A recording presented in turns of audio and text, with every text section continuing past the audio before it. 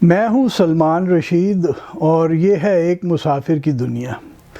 آج ویسے کوئی پروگرام نہیں تھا میرا کچھ بھی کرنے کو، کیونکہ کوئی 6-7 ہفتے کے بعد یہ پہلا شنیوار ہے، سیٹرڈے ہے کہ جو میں بالکل فارغ تھا، جو میرے پاس اپنے لیے وقت تھا، اور میں نے اخبار پڑھا اور تفصیل کے ساتھ ایک کتاب جو ختم کرنے والی تھی وہ بھی صبح ختم، اور پھر ٹویٹر کے اوپر بھی اول فول جو باتیں ہوتی ہیں وہ کی، اور میرا خیال تھا کہ ایک معذرت آج کر لوں گا، لیکن وہ بیٹھے بیٹھے ایک خیال آ گیا کہ ایک بار میں وہاں، ویسے تو میں کئی بار اریسٹ ہوا، وہ کیونکہ اکیلا ٹریک کیا کرتا تھا تو ہر جگہ کوئی نہ کوئی بیوقوف آ جاتا تھا، پروب یار انڈن ٹاٹی، ٹیڑھا سی شکل کر کے، آنکھیں ذرا ایسے کر کے، یعنی پروو یور آئیڈینٹی۔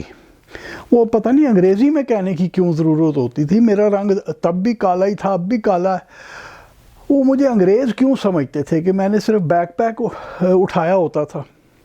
بہرحال وہ بہت دفعہ ہوا، ایک بار چکوال میں مجھے تھانے بھی جانا پڑا، وہ لے گئے کہ جی ہے جاسوس ہے،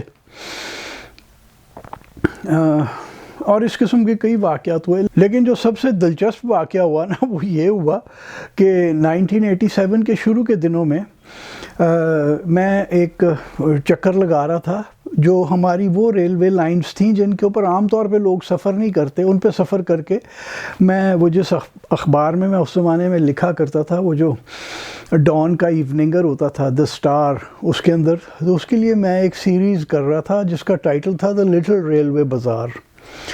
تو اس میں ایک سفر جو تھا وہ میرپور خاص سے چھور سے ہوتے ہوئے کھوکھرا پار تک کا تھا۔ ریلوے والوں نے تو میرا بڑا سواگت کیا، میں ایڈیٹر صاحب بن جاتا تھا ہر جگہ، ہر ریلوے اسٹیشن پہ۔ میں خود نہیں کہتا تھا، وہ مجھے میں تو کہتا تھا جی اب میں اخبار میں لکھتا ہوں، وہ مجھے صحافی نہیں، وہ پھر ایڈیٹر صاحب مجھے کہتے تھے۔ وہ میٹر گیج کی ٹرین ہوتی تھی جو میرپور خاص سے کھوکھرا پار جاتی تھی اور واپس آتی تھی، اور وہ رات وہاں پہنچتی تھی، پھر وہ رات رہتی تھی، پھر صبح واپس چلتی تھی۔ تو صبح جب آئے ہم چھور پہنچے تو ٹرین نے تو کوئی 2 گھنٹے مزید لگانے تھے میرپور خاص پہنچنے کو۔ میں وہاں سے بس کے اوپر بیٹھ کے آ گیا۔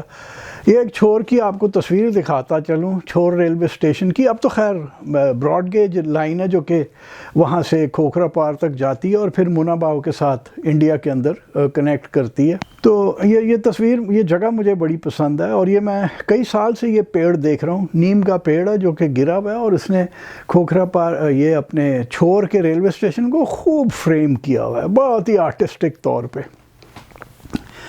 بہرحال میں چھور میں اتر گیا ٹرین سے، اور میں نے بس لی اور عمر کوٹ آ گیا کہ عمر کوٹ سے پھر کوئی مزید بس لے کے میں چلا جاؤں گا، کیونکہ اگر میں ٹرین پہ بیٹھتا اور میرپور خاص تک آتا تو وہ تو مجھے شام پڑ جانی تھی۔ اب میں عمر کوٹ میں ایک بس سے اتر کے دوسری بس کے لیے جا رہا تھا، وہ شاید دوسری جگہ سے کہیں سے چلتی تھی، تو ایک بندہ میرے ساتھ ساتھ چل پڑا۔ اب دیکھیے میرا حلیہ، یہ کیمرہ بیگ میرے گلے میں، میں نے جینز پہنی ہوئی تھی اور کوئی رنگین قمیض پہنی ہوئی ہوگی یا ٹی شرٹ پہنی ہوگی، لیکن جینز ہوتی تھی میری پکی اس زمانے میں۔ تو ایک بندہ میرے ساتھ ساتھ چل پڑا بڑے خفیہ سے انداز میں، کدھر سے آ رہے ہو؟ میں نے کہا چھور سے۔ کدھر جا رہے ہو؟ میں نے کہا کراچی۔ کراچی جا رہے ہو؟ میں چپ، کیونکہ ایک دفعہ جواب دے چکا ہوں، کراچی جا رہے ہو؟ پھر جب تیسری دفعہ اس نے کہا نا، میں کہا تو ڈورا ہے، سندا نہیں تن؟ تو کہتا ہے شناخت ہے؟ میں کہا ہاں۔ میں نے بٹوے میں ہاتھ ڈالا، تو بٹوے کو ہاتھ ڈالا اور بٹوا نکالا، تو مجھے خیال آیا کہ شناختی کارڈ تو میں ایک دوست کو دے آیا ہوں جس کے ساتھ میں نے مل کے کچھ کاروبار کرنا تھا، وہ کوئی لکھت پڑھت تھی، وہ کراچی میں تب میں رہا کرتا تھا۔ وہ زندگی میں پہلی اور آخری بار کاروبار کرنے کی کوشش کی، کیونکہ جیسے میرا دوست ہارون رشید کہتا ہے کہ یہ واسطہ روگ نہیں ہے کوئی بھی مال پانی والا کام کرنے والا۔ تو وہ میں تو وہاں چھوڑ آیا تھا، اور احتیاطاً چلتے ہوئے میں نے یہ کیا تھا کہ ڈرائیونگ لائسنس ساتھ میں نے رکھ لیا تھا بٹوے میں. اور اس زمانے کا ڈرائیونگ لائسنس جیسے آج یہ کارڈ ہوتا ہے بڑا سمارٹ سا، وہ نہیں ہوتا تھا، وہ کاپی ہوتی تھی چھوٹی سی، میں نے ابھی تک سنبھال کے رکھی ہوئی ہے وہ. تو وہ میں نے کہا بھائی وہ تو نہیں ہے، وہ تو میں وہاں چھوڑ آیا ہوں، یہ ہے میرے پاس. کہتا یہ نہیں چلے گا، چلو میرے ساتھ. تو میں نے کہا یہ کوئی پلسیا ہے، اور میں کہا چل یار وقت نہ خراب کر، چل لامبے ہو، وہ چلو میرے ساتھ. اس وقت تک نا میرے اندر ابھی کچھ فوجی 6 7 8 سال ہو گئے تھے فوج چھوڑے ہوئے، لیکن ابھی اندر کا فوجی مرا نہیں تھا. میں کہا چل چل لمبے ہو، ادھروں چل نکل. تو اس نے اپنی جو شلوار کرتا پہنا ہوا تھا نا، تو قمیض اٹھا کے مجھے ایسے دکھائی، سائیڈ آرم اپنا دکھا دیا، پسٹل لگی ہوئی تھی. میں نے کہا چلو ٹھیک ہے یار، چلو پھر جدھر لے چلتے ہو. تو ہم ایک جگہ پیدل چلتے ہوئے آئے، ایک احاطہ سا تھا، اس کے اندر 1 2 بیری کے پیڑ لگے ہوئے تھے، اور ایک 3 یا 4 کمرے یوں سیدھی لائن میں. ان میں جناب ایک میں وہ مجھے لے گیا. وہاں ایک صاحب داڑھی والے، شلوار قمیض، ٹیک لگائی ہوئی، اس نے منجی پہ بیٹھا ہوا، ٹیک لگائی ہوئی دیوار کے ساتھ، اور سندھی میں بات کر رہا. اب اس زمانے میں فوج میں سندھی افسر میرا خیال ہے شاید ہی کوئی ہوں گے.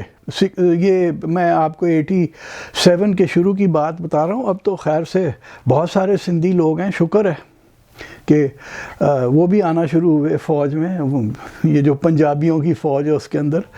تو اب سندھی میں کسی سے بات کر رہا ہے. جو ایک واحد گیو اوے تھا نا، وہ تھا وہ جو کرینک کر کے فوج کے دنوں میں ہم فیلڈ ٹیلی فون استعمال کرتے ہیں، وہ اس پہ بات کر رہا تھا. اب میں کہوں یار یہ پولیس اسٹیشن ہے، یہ فوج ہے، بات یہ سندھی میں کر رہا ہے، سندھی تو ہوتا ہی نہیں ہے فوج میں. اور سندھی اس کی سدھ تھی، ایسے جیسی میں بولا کرتا ہوں آج کل ویسی سندھی نہیں تھی، سدھ سندھی میں بات کر رہا تھا. تو میں نے کہا یار پتہ نہیں اب یہ کون ہے. خیر وہ بنا کوئی 4 5 منٹ اس نے کیا، مجھے سامنے کرسی پہ بٹھا دیا گیا، اور وہ ہر تھوڑی دیر بعد نا میری طرف ذرا مینسنگ آنکھوں سے دیکھ لیا کرے. اس کے بعد فون اس نے رکھ دیا، اور مجھے کہتا ہاں صوفی. اس وقت میری داڑھی ہوتی تھی. تو میں نے کہا یہ بندہ آپ کا مجھے لے آیا ہے. کیوں؟ میں نے کہا میں چھور سے آ رہا تھا. تو یہ کہتا ہے کہ جاسوس ہوں میں. چلو میں ساتھ آؤں. تو جاسوس تو نہیں، شناخت ہے تمہارے پاس؟ میں نے کہا یہ شناخت تو ہی نہیں، یہ ڈرائیورز لائسنس یہ بھی شناخت ہی ہوتی ہے. نہیں یہ کچھ نہیں ہوتا. اس نے جناب میرا بڑا امتحان لینا شروع کر دیا. کہاں کے ہو، کیا کرتے ہو؟ میں نے کہا لکھاری ہوں. تو کہتا ہے عرضی نویس ہو؟ میں نے کہا جی سر عرضی نویس ہوں، ڈاک خانے کے باہر بیٹھ کے عرضیاں لکھتا ہوں، جی پی او کراچی کے باہر. تو ادھر کیا کر رہے ہو؟ میں نے کہا یہ چھوٹی ٹرین پہ سفر کرنے کا شوق تھا تو میں آ گیا ہوں. اس میں کیا ہے؟ یہ کیمرہ ہے. تصویریں لی ہیں؟ میں نے کہا لی ہیں. کس چیز کی؟ میں نے کہا ٹرین کی لی ہیں، اور کس کی لینی تھی؟ میں نے اور تو کچھ ہے ہی نہیں. تو خیر وہ بڑی دیر لگا رہا، کوئی 10 15 منٹ گزر گئے، اور کچھ مجھے سمجھ نہیں آ رہی کہ بندہ ہے کون. اور میں نے کہا اپنا ذرا تعارف تو کرا دیں، آپ ہیں کون؟ کہتا ہے وہ چھوڑو تم، چلو یہ ادھر میرے سوالوں کا جواب دو. اتنے میں جناب ایک یونیفارم میں کیپٹن آیا اندر، انجینئرز کا یونیفارم میں تھا، انجینئرز کا تھا. میں نے فوراً دیکھ لیا کہ انجینئرز کا ہے. او سر کیا حال ہے سر. وہ آپس میں دونوں یار تو کدھر ہے، تو ادھر بیٹھا ہوا ہے، تو یہ وہ فلان ڈھمکا.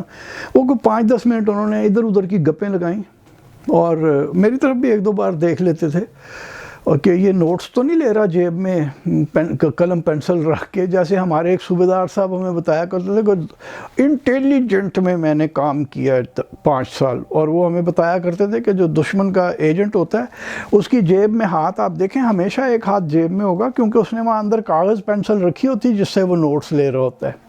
یعنی اس قسم کی ایڈیوٹک باتوں کی توقع ہونی چاہیے ہمیں. خیر وہ جب انجینئرز کا آفیسر گیا نا، تو میں نے کہا تم فوجی ہو؟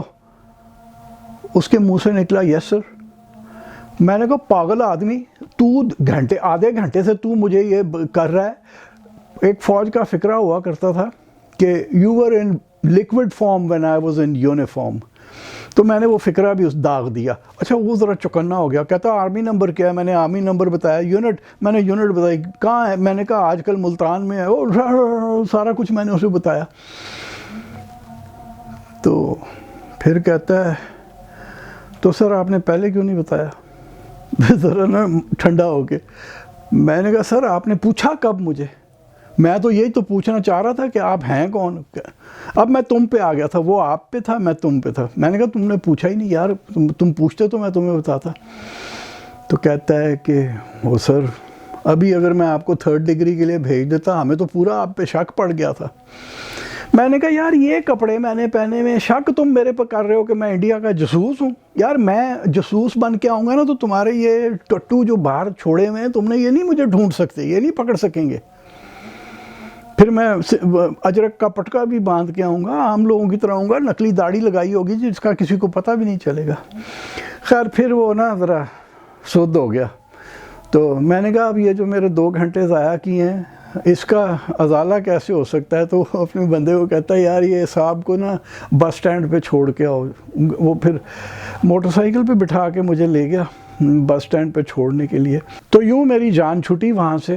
اب پھر وقت گزرتا گیا، پھر میں تھوڑا سا مشہور سا ہو گیا. میرے یار دوست جو فوج میں تھے وہ بھی بڑے افسر بن گئے. تو یعنی جرنیل کتنے ہمارے یار دوست بنے قابل جو ہم میں سے تھے. تو پھر اور چونکہ نام بھی بن چکا تھا، پھر سول سروس میں بھی فوج میں بھی یار دوست تھے. تو اس کے بعد 1990s کے بعد مجھے پکڑا نہیں گیا کہ میں جاسوس ہوں. تو آج کی داستان جو تھی نا وہ یہ تھی، اریسٹڈ ان عمر کوٹ.